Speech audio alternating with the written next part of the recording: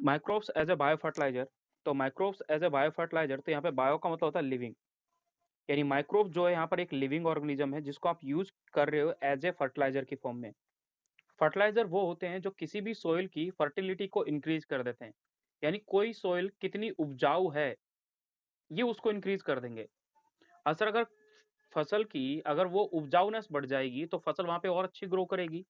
यानी हम एक सिंपल मीन में ये समझते हैं, इन 11th class the mineral nutrition chapter, उसके अंदर हम ये पढ़ते हैं कि वहां पर डिफरेंट टाइप के एलिमेंट हैं जिनको यूज किया जाता है प्लांट की ग्रोथ के लिए। तो इनका भी सिंपल मीन यही है कि जो भी फर्टिलाइजर अवेलेबल होगा उस फर्टिलाइजर के अंदर वो सारे न्यूट्रिएंट पाए जाएंगे जो हैं, जो प्लांट की नीड को फुलफिल कर पाते हैं, उनकी आवश्यकता को पूरी कर पाते हैं, वो सारे न्यूट्रिएंट उस बायो फर्टिलाइजर के अंदर मिलेगी। तो माइक्रोब्स ऐसे कौन है जिनको यूज किया जाता है एज ए फर्टिलाइजर, थोड़ा हम वो देखेंगे। इनमें काफी सारी चीजों के बारे में आप जानोगे, जैसे यहाँ पे लिखा है, with our present day life style environmental pollution is a major cause of concern। हमें पता है environmental concern का यानी environmental pollution का सिंपल मीन ये है कि इस प्रेजेंट टाइम में लोग बायो फर्टिलाइजर की फॉर्म में डिफरेंट टाइप के केमिकल को यूज कर रहे हैं।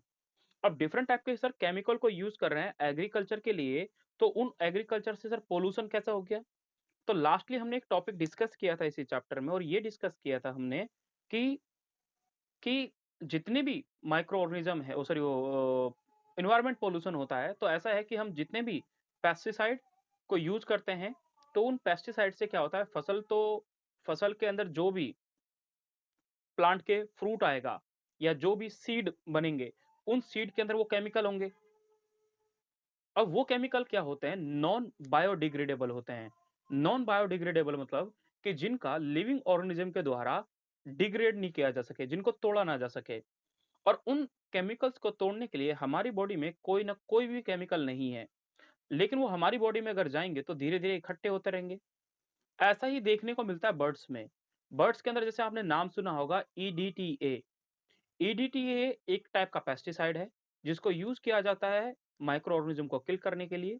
लेकिन वो ईडीटीए जो होता है, जैसे ही हम उस ईडीटीए को पेड़ पौधों पे छिड़केंगे, तो मान लो किसी रिवर के पास में, ये रिवर है, इस रिवर के किनारे पे अगर कोई फसल उग रही है, तो जैसे मैं इसमें अगर मान लो फसल में यहाँ पर मैं ईडीटी छिड़कता हूँ, तो ईडीटी का जो पानी होगा वो पानी के साथ बहता हुआ इस रिवर में आएगा, क्योंकि रिवर का पानी हम इसको दे रहे थे। और मान लो इसी प्लांट के अंदर जो आपने ईडीटी डाला था, तो उसको उस पानी के मिलके यहाँ तक आ जाएगा, या फिर जहां पर ये प्लांट ग्रो है वहां पर उस सॉइल से ये एब्जॉर्ब करता हुआ उस सॉइल तक, उस वाटर यानी उस रिवर तक पहुंच जाएगा। अब ठीक है सर, यहाँ तक पहुँच गया तो कोई इश्यू नहीं है। लेकिन सर जो यहाँ पर रहने वाले जो माइक्रो ऑर्गेनिज्म है वो तो उसको इंटेक कर लेंगे ना। अब यहाँ पे रहती कौन है सर, मछली रहती है। सर उस मछली को एक फिश रहती है। अब उस फिश को आप बेसिकली ये चीज तो जानते हो कि जो फिश है वो फिश इस चीज को इंटेक करेगी। अब सर फिश इस चीज को इंटेक करेगी तो मेन चीज ये होगा कि धीरे धीरे वो ईडीटीए फिश के अंदर इकट्ठा हो रहा होगा। फिर से वही वाली बात सर ये ईडीटीए जो है ये इस फिश के अंदर नॉन बायोडिग्रेडेबल है। अगर सर इसके अंदर नॉन बायोडिग्रेडेबल है तो धीरे धीरे किसान जैसे ही ईडीटीए यहाँ पर यूज करेगा, ईडीटीए, तो ये ईडीटीए को जैसे यहाँ पे यूज किया तो इसका अमाउंट जो है वो धीरे धीरे यहाँ पर बढ़ता जाएगा, यानी फिश की बॉडी में बढ़ता जाएगा। एक टाइम पे ह्यूमन बींग इसको क्या करेगा, पकड़ लेगा फिश को और इसको खाएगा। ह्यूमन बींग इसको गर्म करेगा, पकाएगा वकाएगा। लेकिन सर ये हीट से भी नॉन बायोडिग्रेडेबल होता है ईडीटीए। अब ये ईडीटीए ह्यूमन की जगह इसको कोई इंसेक्ट भी इंटेक कर सकता है। लाइक तुमने बर्ड्स में देखने को मिलता है मोस्टली। बर्ड्स में तुमने सुनेंगे, मैं आपको जब इकोलॉजी पढ़ाऊंगा वहां पर भी यही कंसेप्ट दोबारा से रिपीट करूंगा, सेम यही वाली बातें। तो वहां पर भी यही होता है कि जो बर्ड्स हैं वो बर्ड्स क्या करती हैं, इन फिश को इनटेक कर लेती हैं, तो उनके अंदर भी क्या चलेगा, ईडीटीए चलेगा। अब उनकी बॉडी में इन नॉन बायोडिग्रेडेबल है ये। इसलिए आपने सुना होगा, ये क्वेश्चन बहुत फेवरेट क्वेश्चन है नीटो एनटीए वालों का। ऐसा पूछा जाता है, मतलब एआईपीएमटी जब हुआ करता था तो पहले के टाइम पे बहुत ही फेवरेट क्वेश्चन हुआ करता था, और ये पूछते थे कि जो जितने भी माइक्रो क्या बोलते हैं इंसेक्ट हैं, उन इंसेक्ट के जो एग हैं, एग के ऊपर तुमने देखा है एक कैल्शियम की सेल होती है, एक पूरा एकदम अंडे के ऊपर जो एक पूरा व्हाइट व्हाइट सा होता है। तो वो क्या होता है, जो बर्ड्स होंगे जो ईडीटी इन मछलियों को खाएंगे, जिनमें ईडीटी होगा तो उनकी बॉडी में जाने का ईडीटी इकट्ठा होता रहेगा, तो उनके जो अंडे हैं वो इतने कमजोर हो जाएंगे कि वो जहां पे भी अगर मान लो अंडों को बर्थ देंगे, जो भी ओविपेरस हैं, है ना, जितने भी ओविपेरस बर्ड्स हैं वो सारे के सारे अंडे लेइंग करते हैं, अंडे देते हैं। जब अंडों को ले करेंगे तो उस चक्कर में ये होता है कि उनके अंडे जो होते हैं छूने पे टूट जाएंगे, उनका जो सेल काल है बाहर का, जो कवरिंग है वो सॉलिड नहीं होती। तो ये ईडीटी की वजह से होता है। इसलिए क्या है, इन्होंने बोला इन्वायरमेंट पोल्यूशन होना, तो इन्वायरमेंट पोल्यूशन का ये एक मेन रीजन है जो मैंने आपको भी बताया है। आगे लिखा हुआ है the use of the chemical fertiliser to meet to the ever increasing. तो यहाँ पर केमिकल फर्टिलाइजर क्या यूज किया गया सर? ईडीटी है, केमिस्ट्री का है। अब मेन चीज यहाँ पे लिखा है to ever increasing demand of agriculture produces produce a produce has contributed significantly to this pollution. तो उससे धीरे धीरे केमिकल क्या पॉल्यूशन इंक्रीज करेंगे, जो आपने थोड़ी देर पहले सुना, ये समझा। Of course we have now realise that there are problem associated with over use of chemical fertiliser. ज्यादा यूज करने से तो नुकसान होगा, and therefore there is a large pressure in a switch to organic farming. इसलिए तो हो रहा है, लोग क्या कर रहे हैं, सब चीज छोड़ के ऑर्गेनिक फार्मिंग करना चाहते हैं। आगे लिखा है द यूज ऑफ बायोफर्टिलाइजर, यानी बायोफर्टिलाइजर क्या है, ये क्वेश्चन है। Biofertiliser are organism that enrich, यानी भरपूर मात्रा से भरे हुए हैं, enrich the nutrient quality of the soil. Sir biofertiliser वो हैं जो ऑर्गेनिज्म है ये, जो प्रचुर मात्रा में भरे हुए हैं nutrient quality of the soil, soil के अंदर बहुत ज्यादा मात्रा में है। The main source of biofertiliser are, sir क्या होते हैं बायोफर्टिलाइजर? सर बैक्टीरिया होंगे, सर फंजाई होंगे, सर साइनोबैक्टीरिया होंगे। ये तीनों के तीनों मेन सोर्स ऑफ बायोफर्टिलाइजर हैं। तो आपसे क्वेश्चन पूछा जाता है कि which of the following is a main source of biofertilizer, या which of the following is not an a source of biofertilizer. तो आपको तीनों के नाम याद रखने हैं एज इट इज, जैसे एनसीईआरटी में लिखे हुए हैं। ये क्वेश्चन है। Now you have studied about the nodule of the roots of the leguminous plant formed by the symbiotic association of rhizobium। क्या है सर ये एक बेसिक चीज समझो।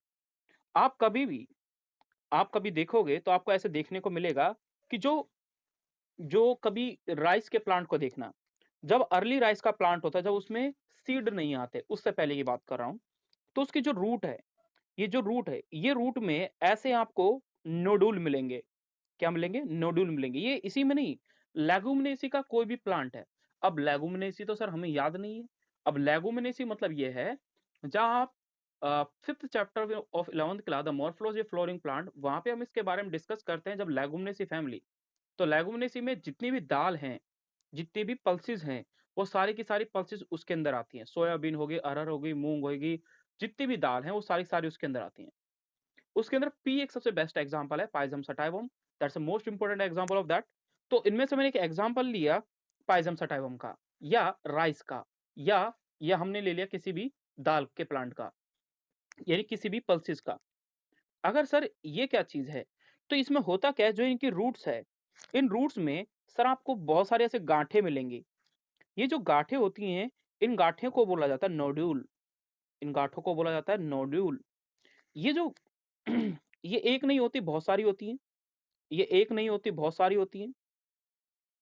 ये एक नहीं मिलेगी आपको, बहुत सारे ऐसे गांठे मिलेंगे इन पेड़ के रूट्स के अंदर। तो सर इनको जब आप कभी अर्ली, यानी प्लांट के अंदर जब सीड ना है, तब आप इनको कट करके देखोगे तो क्या होगा, तो ये सब चीज देखने को मिलेगा हमें पल्सिस के अंदर। तो इनमें जो नोड्यूल होता है, इनका भी एक फीचर है, जहां आप 11th क्लास में इसको डिटेल करते हो तो ऐसा बोलते हैं कि इस ये एक काटने पे, जब इसको आप कट करके देखोगे, तो कट करने पे पिंकिश टाइप का दिखेगा, पिंकिश रेड टाइप का दिखेगा। ठीक है, तो पिंक कलर का दिखता है। तो पिंक कलर का दिखने के पीछे रीजन क्या है? इसलिए इसको लैग लैग भी बोलते हैं, लैग हीमोग्लोबिन भी बोलते हैं। लैगुमिनेसी, यानी लैगुमिनेसी से इसका नाम लिया गया है। तो इसमें जो बैक्टीरिया पाया जाता है, उस बैक्टीरिया का नाम होता है, सबसे इंपॉर्टेंट बैक्टीरिया का नाम, जिसका नाम है राइजोबियम। ये एक सबसे ऐसा इतना अच्छा बैक्टीरिया है राइजोबियम, जो सारे के सारे लेग्यूम के जो प्लांट होते हैं, लेगुमिनेसी फैमिली जो होती है, उसके अंदर ये वाला बैक्टीरिया पाया जाता है। सर ये बैक्टीरिया तो पाया जाता है, तो इसका काम क्या हो गया? पाए जाने से क्या होता है? इसका काम ये होता है बेटा, जितने भी राइस के प्लांट हैं, जितनी भी दालों के प्लांट हैं, इनको चाहिए होता है बेटा लार्ज अमाउंट में क्या? नाइट्रोजन। अब सर नाइट्रोजन क्यों चाहिए? भाई जितनी भी दाल्स हैं, जितनी भी पल्सेस हैं, सब में क्या होता है? सर इनमें लार्ज अमाउंट में प्रोटीन होता है, प्रोटीन पाया जाता है। अब सर जिसमें प्रोटीन होगा उसमें तो नाइट्रोजन चाहिए होगा, क्योंकि नाइट्रोजन के बगैर तो कंपोनेंट का बनना जरूरी नहीं है, क्योंकि जो एमीन का फॉर्मेशन होता है NH2, वो तो इसके लिए बहुत जरूरी है। इसलिए प्रोटीन के फॉर्मेशन के लिए एक लार्ज अमाउंट में क्या चाहिए होता है? Nitrogen gas. Sir nitrogen gas का जो फिक्सेशन होता है, नाइट्रोजन गैस को जो एब्जॉर्ब करता है एटमॉस्फेयर से, वो उसका काम करता है सर ये बैक्टीरिया। उस बैक्टीरिया का नाम है राइजोबियम। ये बैक्टीरिया सर इन प्लांट्स की रूट्स में पाया जाता है, और उन रूट्स के अंदर छोटी छोटी गांठें होती हैं, और उनको बोला जाता है नोड्यूल। उनको बोला जाता है नोड्यूल। ये नोड्यूल्स के अंदर पाए जाते हैं। इसलिए बेसिक डिटेल लिखी हुई है, लिखा हुआ है यहाँ पे, फिर से रिपीट कर रहे हैं। We have studied about the nodule of the root of the leguminosae plant formed by the symbiotic। symbiotic मतलब क्या? सर आप मेरा काम करो, मैं आपका काम कर दूंगा, तो मिलजुल के काम करना। By the rhizobium. राइजोबियम को रहने के लिए जगह मिल जाती है, राइजोबियम को घर मिल गया, उसके बदले में राइजोबियम क्या करेगा? उस प्लांट को, यानी इसको सेल्टर बोल देते हैं, सेल्टर मतलब उसको रहने की जगह या हैबिटेट मिल गया। उसके बदले में ये क्या करेगा? ये वहां पर नाइट्रोजन फिक्सेशन शुरू कर देता, चल ठीक है मैं तेरे लिए नाइट्रोजन फिक्सेशन कर दूंगा। इसके लिए बोल रहा है these bacteria fix the atmospheric nitrogen into the organic form. Organic form वही ऑर्गेनिक का ऑर्गेनिक फॉर्म में कन्वर्ट कर देते हैं एटमॉस्फेयर की नाइट्रोजन को, जैसे नाइट्रेट, नाइट्राइट, इस टाइप से। Which is the use by the plant as a nutrient. Plant उसको न्यूट्रिएंट की फॉर्म में यूज करता है। Other bacteria can fix atmospheric nitrogen while free living in the soil. कुछ ऐसे बैक्टीरिया हैं जो फ्रीली सॉइल में घूमते हैं, और फ्रीली फ्रीली सॉइल में घूमते हैं तो वहां पे नाइट्रोजन फिक्सेशन कर देंगे। तो उन बैक्टीरिया का नाम है एजो स्पाइरलम, एजो एजोटोबैक्टर। तो ये दो bacteria azo spirillum, Azotobacter, Azotobacter, तो ये दो बैक्टीरिया ऐसे हैं। तो याद कैसे रखना है इसके बारे में? ऊपर वाले के बारे में तो ऐसे याद रखा कि जो नोड्यूल बनता है लैगूनेसी में, वो राइजोबियम की वजह से बनता है। दूसरा, ये सिम्बायोटिक एसोसिएशन को शो करते हैं। अगर ये सिम्बायोटिक एसोसिएशन शो करते हैं, ये इंपॉर्टेंट क्वेश्चन है। राइजोबियम, ये इंपॉर्टेंट क्वेश्चन है। ये रूट ऑफ लेगुमिनस प्लांट में पाए जाते हैं, ये इंपॉर्टेंट क्वेश्चन है। बस इनका एटमॉस्फेरिक नाइट्रोजन को फिक्सेशन होता है। दूसरा, यहाँ पे आप क्या रखोगे? कुछ फ्री लिविंग बैक्टीरिया के नाम है जो कहाँ पाए जाते हैं? सॉइल में पाए जाते हैं। सर एग्जांपल क्या है? एजोस्पाइरलम और एजोटोबैक्टर, ये क्वेश्चन है। इससे क्या होगा? Enriching the nitrogen content of the soil. Sir ये बैक्टीरिया क्या करेंगे? अगर मान लो सॉइल में पाया जाता है तो सॉइल में करेंगे क्या? सर सॉइल की फर्टिलिटी बढ़ा देंगे। अरे सॉइल में मेन चीज कंपोनेंट क्या होता है? नाइट्रोजन का पाया जाना। नाइट्रोजन एक इसेंशियल एलिमेंट होता है खाद का। कभी भी आप खाद के बारे में पढ़ोगे तो फास्फोरस, नाइट्रोजन, है ना, ये सबसे इंपॉर्टेंट रोल प्ले करते हैं खाद के लिए ना हो सर। अब इसमें बेसिक चीज पढ़ते हैं। फंजाई के बारे में। अब इसमें क्या बोला गया? इसमें ये बोला गया, fungi fungi are also known to form a symbiotic association. फिर से सर वही सिम्बायोटिक। सर सिम्बायोटिक का मीन ये होता है जब दो ऑर्गेनिज्म मिलजुल के आपस में काम करें, कि भाई तू मेरा काम कर दे, मैं तेरा काम कर दूंगा। This is known as a symbiotic association, मिलजुल के काम करना। विद द प्लांट, यानी माइकोराइजा। हम बोलते हैं study of fungi is known as a mycology. MYCOLOGY। Study of fungi is known as a mycology. तो ये जब ये किसी प्लांट के साथ अगर एसोसिएशन होगा, तो सर ये उसकी रूट्स के साथ अटैच्ड होगा, तभी तो इसके नाम में लिखा है माइकोराइजा।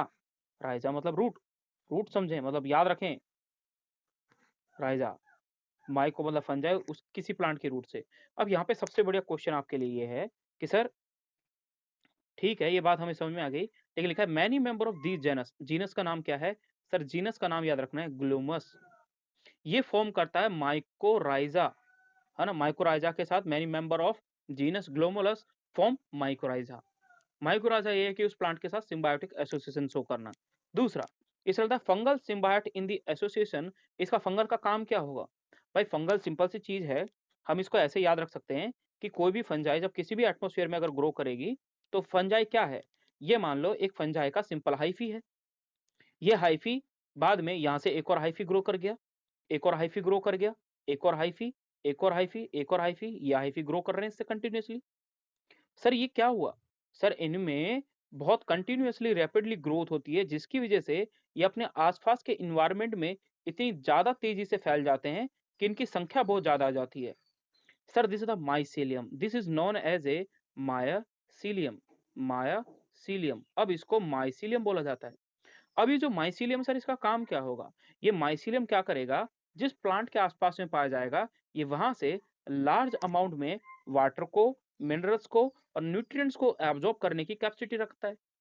सिंपल सी बात है ना, कोई या तो एक हाथ करके भीख मांग रहा है या कोई 100 हाथ करके भीख मांग रहा है।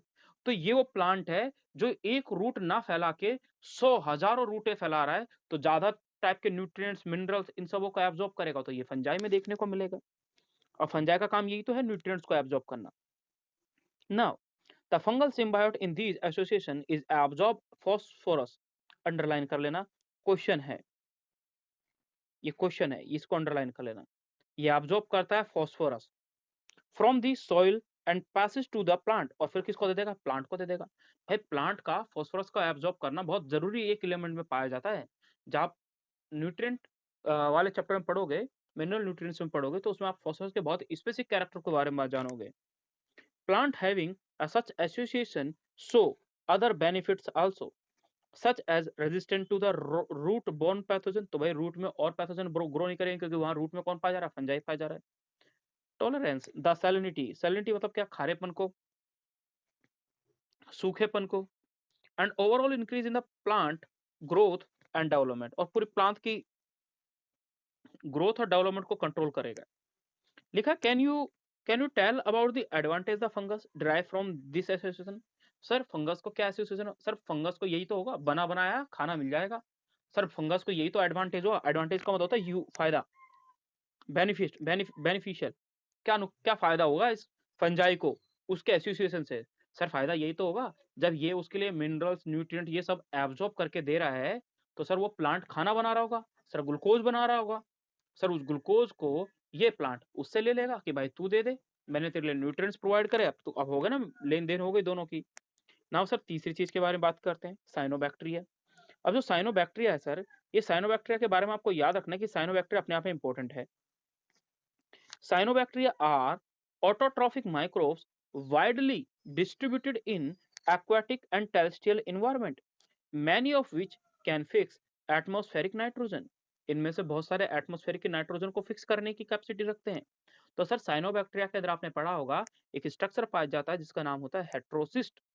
हेट्रोसिस्ट, दिस वर्ड हेट्रोसिस्ट, ये एक साइनोबैक्टीरिया के अंदर SYST सिस्ट, ये हेट्रोबैक्टीरिया सॉरी उन बैक्टीरिया के अंदर नाइट्रोजन फिक्सेशन के लिए हेल्पफुल पाए जाने वाला, नाइट्रोजन फिक्सेशन में हेल्पफुल पाए जाने वाला एक ऑर्गन होता है।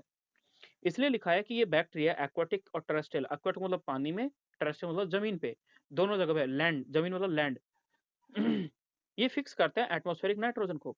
कुछ बैक्टीरिया के नाम लिखे हैं। एक बैक्टीरिया का नाम तो आपने पढ़ा वहीं पे, नोस्टॉक, जिसका डायग्राम बना हुआ है in second chapter of biological classification where you detail about the monerans. जब वहां पे आप मोनेरल्स के बारे में डिटेल करोगे तो वहां पे सबसे पहले जो बैक्टीरिया लिखा है उस बैक्टीरिया के बारे में डिटेल करते हैं, तो वहां पे नोस्टॉक का एक डायग्राम बना हुआ है।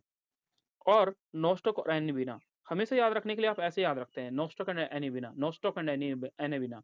तो हमेशा दोनों की जो भी फंक्शन होंगे, जो भी काम होंगे, मोस्टली इन दोनों के सिमिलर मिलते हैं। इसलिए जब भी कभी भी नाम याद रखो तो नोस्टॉक और एनेबिना, जो नोस्टॉक करता होगा वो एनेबिना भी करता होगा, सेम सेम वही करता होगा जो एनेबिना कर रहा है। नोस्टॉक एनेबिना सेम एक्टिविटी परफॉर्म करते हैं, इसलिए दोनों के नाम को साथ में याद रखें। एक और लिखा है ऑक्सिलोटोरिया, ये तीसरा एग्जाम्पल है ना। ये तीनों के तीनों किसके एग्जाम्पल है? सर साइनोबैक्टीरिया के। अब बोल रहे हैं इन पैडी फील्ड, पैडी फील्ड मतलब वही गेहूं की खेती, और सॉरी वो उसकी चावल की खेती। ये हो रहा है cyanobacteria serve as a important biofertiliser, blue green algae. तो आपसे क्वेश्चन पूछा जाता है, ये क्वेश्चन है बेटा, ये क्वेश्चन है, आपसे पूछा जाएगा कि पैडी फील्ड में सबसे इंपॉर्टेंट रोल कौन प्ले करते हैं? ये बहुत बार पूछा हुआ क्वेश्चन है, लेकिन ये क्वेश्चन यहाँ लिखा हुआ है, लेकिन इसको सेकंड चैप्टर से कोरिलेट करके दे देते हैं और बच्चे वही सोचते हैं कि ये वहीं से आया हुआ है। नहीं, ये क्वेश्चन यहाँ से आया हुआ है और ये पूछा हुआ है कि जो पैडी फील्ड है उसमें कौन से फंजाई मिलेगा, कौन से बैक्टीरिया मिलेगा? तो आप बोलोगे सर साइनोबैक्टीरिया मिलता है। साइनोबैक्टीरिया में भी सर कौन से? ये 3 बैक्टीरिया के नाम लिखे हैं, एनाबिना, नॉस्टोक एंड ऑक्सीलेटेरिया। इनमें से कोई से बैक्टीरिया का नाम लिखा हो वही उसका करेक्ट आंसर है। और अगर तीनों में से किसी करेक्ट को नाम पूछेगा तो आप टिक करोगे नॉस्टॉक के बारे में। Now and add a organic matter to the soil and increase the its fertility. Sir soil की fertility increase कर देगा. Now currently in our country a number of biofertilizer are available commercially in the market. Market में आप देखते हो आपको जो bio fertiliser वो ऐसे मिलेंगे पी 3 बार पी लिखा होगा या P15 या फिर ऐसे लिख देंगे N14 P15 और ऐसे करके मतलब नाइट्रोजन फॉस्फोरस सल्फर समझ रहे हो? तो नाइट्रोजन फॉस्फोरस सल्फर एक बहुत इंपॉर्टेंट खाद के रूप में यूज होते हैं। तो नाइट्रोजन नाइट्रोजन का कंपोनेंट हो या N14 लिखा होता है कट्टे पे, जो उनका कट्टा होता है उस कट्टे पे या तो N14 लिखा होगा या फिर N14 N15 N16 लिखा मतलब N14 P15 S16 ऐसे वर्ड लिखे होते हैं। तो उससे हम ये समझते हैं कि सर ये तो वही एलिमेंट है, यानी इन इस खाद के अंदर नाइट्रोजन का अमाउंट ज्यादा है, फॉस्फोरस का अमाउंट ज्यादा है, सल्फर का अमाउंट ज्यादा है। तो किसी को मान लो किसी की सॉइल ऐसी है जिस सॉइल में बिल्कुल भी क्या नहीं है, फॉस्फोरस नहीं है, तो वो आदमी क्या करेगा, वो उस खाद को सेलेक्ट करेगा जिसमें फॉस्फोरस ज्यादा होगा, तो P15 वाला ले लेगा। या फिर वो सोचेगा कि मैं P15 के 2 वाला ले लूं, P15 और एक N14 वाला कट्टा ले लेता हूं। तो इस टाइप से केमिकल्स का नाम लिखा होता है ना, वो बायो फर्टिलाइजर की फॉर्म में यूज होता है, तो केमिकल है, कमर्शियली मिलते हैं। अब हो रहा है the farmer use the regular in their field in replenish soil nutrient. तो होता क्या है, सॉइल के जो न्यूट्रिएंट है भाई वो खत्म हो जाते हैं, तुम्हें पता है भाई। एक बार फसल बोई तो उसको क्या करते हैं, वो खत्म, सारे न्यूट्रिएंट्स उस फसल ले लिए। तो ह्यूमन बीइंग क्या करता है, उस फसल को काट के बेच देता है। लेकिन जो प्लांट की रूट्स होती हैं, जो प्लांट्स के कुछ नीचे का पार्ट होता है, आजकल किसान लोग क्या करते हैं, अपने खेत में छोड़ देते हैं उनको। क्यों छोड़ देते हैं? वो इसलिए ही छोड़ देते हैं क्योंकि वो खाद के रूप में यूज हो जाते हैं और बहुत ही इंपॉर्टेंट रोल होता है उनका, ठीक है, क्योंकि उनके अंदर ये सारे न्यूट्रिएंट पाए जाते हैं। अब भाई बार बार में मान लो एक प्लांट को पूरे प्लांट को उखाड़ के ले जाओ खेत से, कभी देखा होगा तुमने, कोई भी ह्यूमन बीइंग जब किसी फसल को करता है तो उस पूरे पेड़ को जमीन से जड़ से नहीं उखाड़ता। क्यों नहीं उखाड़ता? अरे उखाड़ के ले जाओ, लेकिन इसलिए नहीं उखाड़ता क्योंकि उसके ऊपर ऊपर से काट लेता है, उसके रूट्स और कुछ थोड़ा सा स्टेम जो होता है उसको सॉइल में ही छोड़ देता है। रीजन यही है कि वो, ये हमारा कन्वेंशनल वे है, पुराने तरीके से है ना, जब हमारे घरेलू परंपरा, जब पहले के हमारे पूर्वज जो खेती बाड़ी उस सिस्टम को रोज अभी तक फॉलो कर रहे हैं। Now to reduce the dependence on the chemical fertiliser, तो होगा क्या, केमिकल फर्टिलाइजर के ऊपर आपका डिपेंडेंस जो है वो एक टाइम पे खत्म हो जाएगा। ये आपका चैप्टर खत्म हो गया है। जो मेन था जिसके बारे में हमें डिटेल करनी थी, माइक्रोब्स इन ह्यूमन वेलफेयर के बारे में, इस पूरे टॉपिक के बारे में जो आपके लिए इंपॉर्टेंट है, वो हर सारी चीज़ आपको पता होनी चाहिए। क्या आपसे पूछा था, क्या आपसे नहीं पूछा था। तो छोटे छोटे वर्ड हैं, ज़्यादा बड़े नहीं है ना। जितने भी आपको लगता है कि ये चीज़ मेरे को आनी चाहिए उतना मेरे को आना चाहिए, हाँ उतना जरूर आना चाहिए। Thank you.